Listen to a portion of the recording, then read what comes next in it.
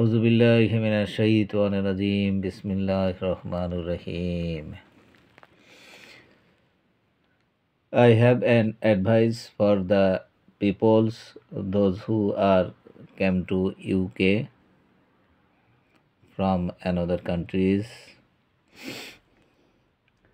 They have got a permission after certain times for part-time or full-time job from home offices UK according to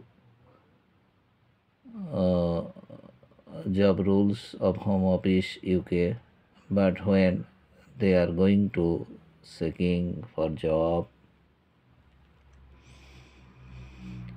beware about the company owner of Bangladeshi and Indian because they do not fare with them. We see that the owners of Bangladeshi and Indian companies always wrong do with job seeker and their employed.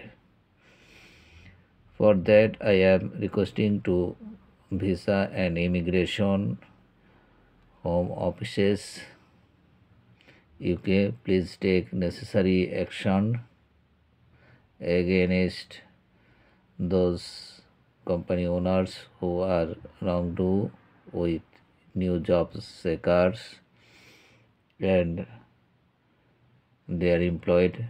Please do not join which the company owners are Bangladesh and Indian without agreement according to rules of home offices.